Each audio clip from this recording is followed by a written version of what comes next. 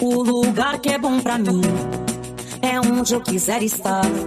A estrela ainda brilha, ela é quem vai me guiar. Ser guerreira é minha sina, batalhando pra vencer.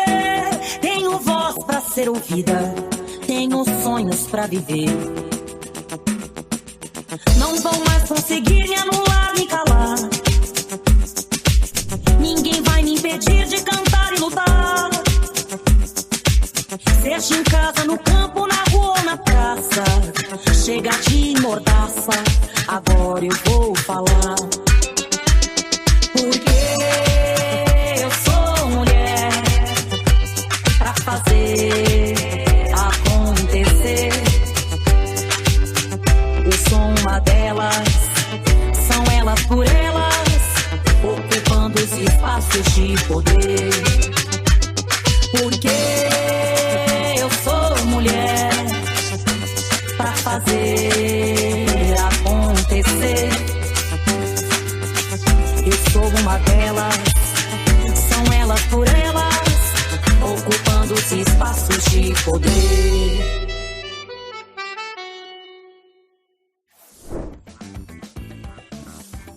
Hoje é sábado e preparamos um resumo com os pontos mais importantes. Participaram Elaine Monteiro, que é doutoranda em História, Salete Bernardo, presidenta do Conselho Estadual de Promoção da Igualdade Racial de Alagoas, e Carmen Foro, agricultora familiar. Bora para o nosso resumo? Acho que algumas perguntas e questões mobilizadoras que a gente precisa trazer é o que significa educar para a liberdade na infância e como a educação pode ser responsável pela formação de sujeitos livres, críticos, desde cedo, desde o seu núcleo inicial de vida e convivência, que é a família, mas também a escola no seu momento inicial, as creches, os meios de educação mais formal. E aí eu quero trazer esses dois pontos, que são dois espaços muito importantes para a formação dos sujeitos, porque são espaços que formam as redes iniciais de sociabilidade de qualquer pessoa. É a infância, a liberdade e seus territórios, pensando principalmente como Levi-Vygotsky orienta que os educadores reflitam a infância como um tempo de imaginação, um tempo de criação e um tempo de construção de pertencimento, e como Bell Hooks aponta para a gente, a liberdade como algo a ser construído desde cedo, algo que tem relação com o meio ambiente em que esse sujeito está inserido, e, sobretudo, as suas relações com esse espaço. E a educação, ela deve ser um mecanismo, um processo em que auxilie o rompimento de silenciamentos e abra caminhos para que os sujeitos possam se constituir como, de fato, pessoas críticas e pensantes nos ambientes. O Vygotsky é um pensador que propõe para a gente a educação como ativa, como criadora e um processo que nos faça ter muita responsabilidade sobre a condução dela. A brincadeira, ela surge como algo transformador. É através da brincadeira que esses sujeitos se expressam, que se colocam no mundo e, por vezes, conseguem apresentar seus medos, suas inseguranças. Então, é a partir da brincadeira que a experiência social se expressa e é um espaço de experimentação, um espaço onde as crianças, na sua primeira infância, conseguem entender os limites sobre os seus corpos, o limite de respeito com o corpo e o espaço do outro, e conseguem expressar a sua individualidade.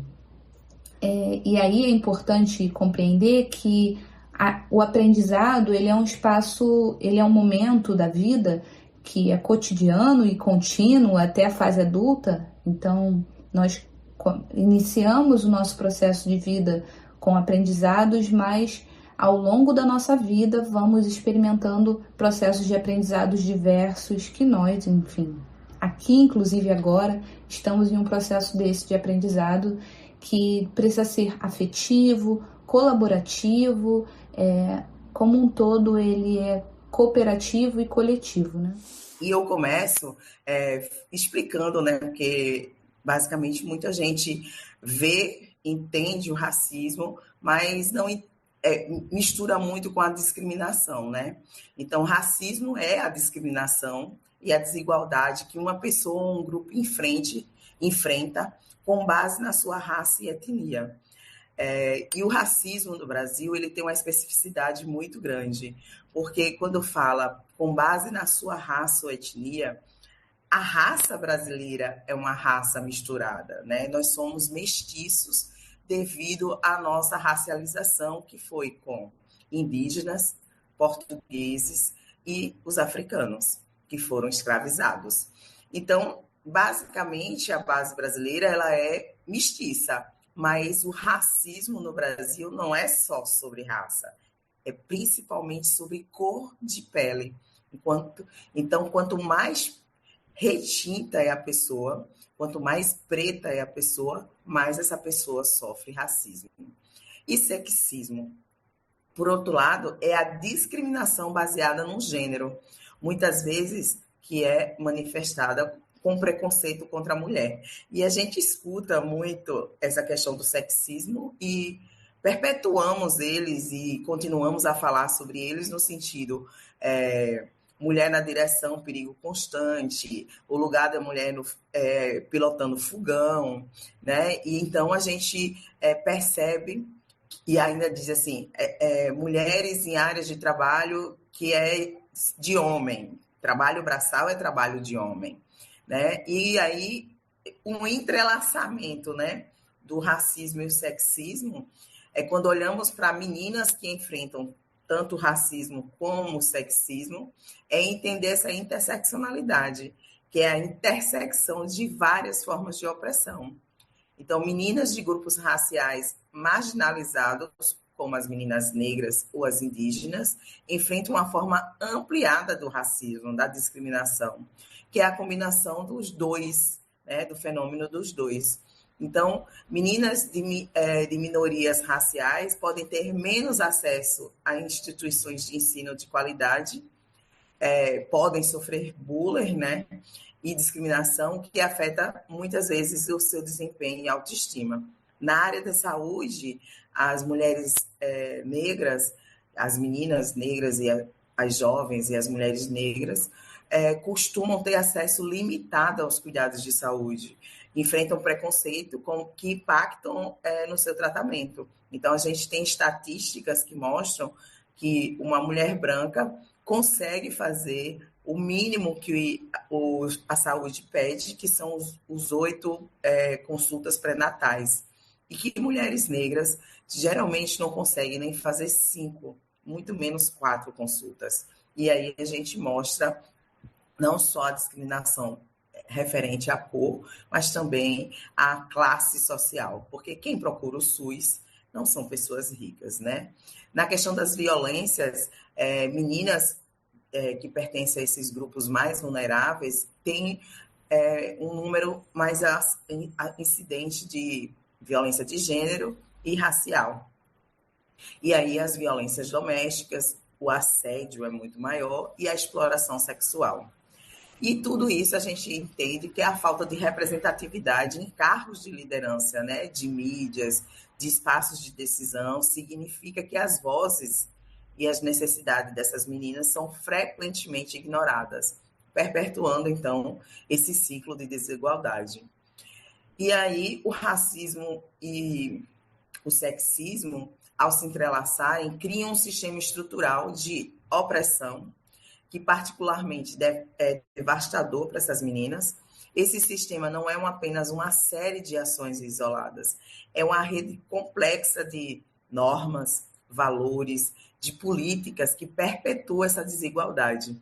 Então, é de suma importância que para a gente reconhecer e enfrentar essas intersecções é crucial para promover a equidade, né? E aí a gente vem num termo que muita gente fala de equidade e não entende, porque a gente trabalha muito na nossa Constituição de direitos iguais. E o que seria essa equidade?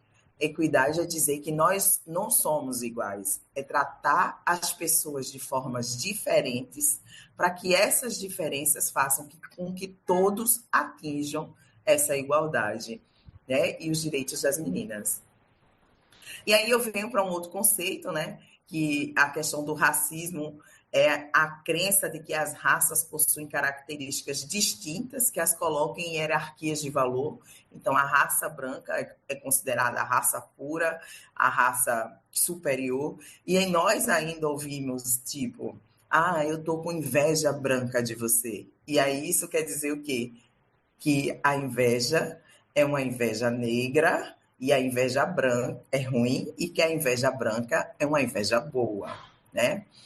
Manifestações de racismo nas instituições, que se refere a políticas e práticas enraizadas em instituições que perpetuam essa desigualdade racial, como, por exemplo, o acesso desigual à educação, ao emprego, à saúde, assim como práticas discriminatórias nas forças de segurança e no sistema judiciário.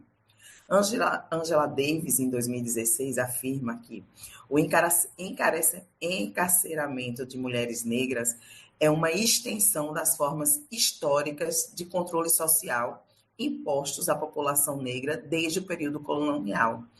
Para ela, a prisão se tornou a nova forma de manter o controle sobre as mulheres negras principalmente, da mesma forma que o patriarcado e o racismo as controlam no passado, né? Na página 123 de Angela Davis, 2016. Essa perspectiva é corroborada por estudiosos brasileiros, como Sueli Carneiro, que aponta que o Estado brasileiro, historicamente, tem sido um dos principais agentes de violência contra as mulheres negras, seja pela omissão ou pela ação repressiva. Então, de acordo com relatórios sobre racismo institucional na saúde, por exemplo, no Ministério da Saúde de 2021, as mulheres negras são as maiores vítimas de mortalidade materna no Brasil, com uma taxa de mortalidade que é quase 3 vezes maior do que a das mulheres brancas. Falar sobre meio ambiente, de fato, requer falar sobre muitas coisas, e não é possível. E eu aqui hoje quero falar um pouco, primeiro, sem entrar em grandes conceitos, mas, assim, de forma muito rápida, dizer que meio ambiente é tudo que nós vivemos e de tudo que nós precisamos, né? Nós precisamos de água, de terra, de minério, de tudo, do ar, de tudo para sobreviver. E, infelizmente, nós estamos agora numa etapa que não é uma etapa muito boa depois de muitos séculos de exploração ambiental por uma lógica capitalista que não tem perspectiva nenhuma de sustentabilidade. Eu lembro, há muito tempo, que minha mãe dizia assim: minha filha, a água desse rio nunca vai acabar. E eu acreditava nisso. Mas tanto a ciência quanto a exploração de todos os recursos naturais que nós temos são finitos. E estamos vivendo na etapa do desequilíbrio ambiental. E esse desequilíbrio é fruto de um projeto de desenvolvimento capitalista que não tem regras, nenhuma regra. É exatamente neste ponto que nós estamos vivendo hoje. O ponto de não ter retorno a algumas questões que foram totalmente devastadas. E a gente pode acompanhar o resultado disso, a insistência na disputa de projeto deste modelo capitalista predador, que não respeita o meio ambiente, em não ter regras. O que aconteceu no Congresso Nacional com o PL da devastação é exatamente isso. Já chegamos ao ponto que chegamos, de total desequilíbrio ambiental, e ainda assim, eles não se submetem a nenhum tipo de regra. O PL da devastação é a construção de uma ideia de uma terra sem lei, sem nenhum parâmetro jurídico. Aliás, já faz bastante tempo que isso circula no Congresso Nacional.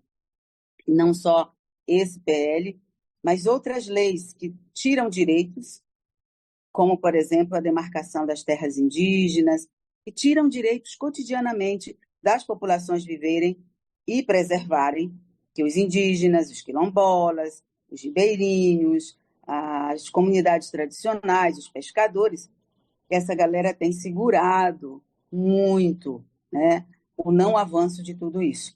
Portanto, é importante colocar essa questão, marcar muito claramente ou negritar exatamente o momento que nós estamos vivendo, que é o momento do desequilíbrio pós tanta exploração da natureza, sem nenhum patamar de responsabilidade do sistema capitalista. Aliás, o sistema capitalista não tem coração. Eles acham que vão viver em algum lugar que não é o mesmo planeta que nós. Então, acho que essa era a primeira questão que eu queria trazer.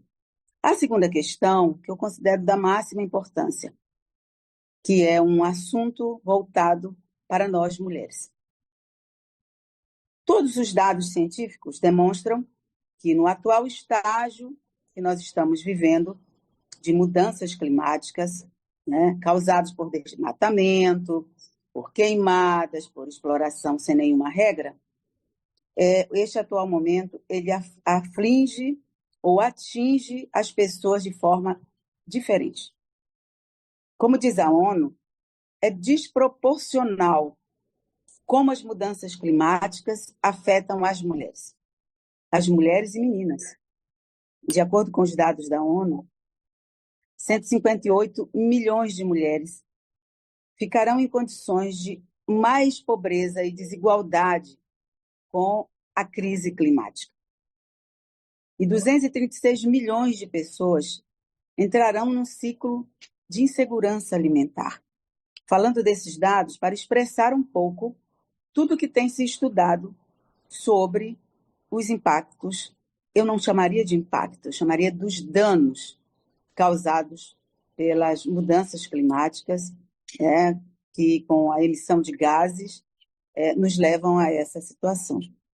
Então, é preciso, então, que a gente continue a pressionar, a mobilizar e a enfrentar esse Congresso Nacional.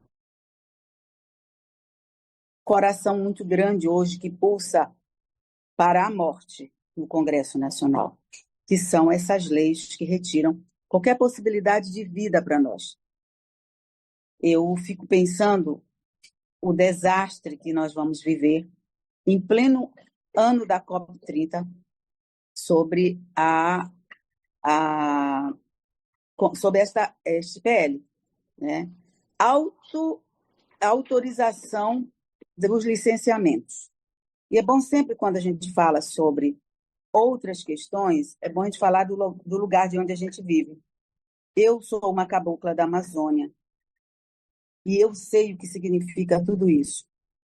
Eu sou herdeira dos que lutaram antes de mim contra a hidrelétrica de Tucuruí, que produziu energia para o sudeste do Brasil e no meu período de início de luta, eu tive que subir o Rio Tocantins com outros companheiros, ocupar a Eletronorte, para que depois de 20 anos as populações locais tivessem direito à energia. É depois de 20 anos, com o governo do nosso presidente Lula, em 2005, que o Lula reconhece e cria planos especiais para a eletrificação rural na minha região. E agora a gente vive, pela ganância do capital, uma situação de pressão ao governo Lula, né? E uma ganância do capital muito grande para exportar soja para a Europa. Fique com TV Elas por Elas Formação. Semana que vem tem mais.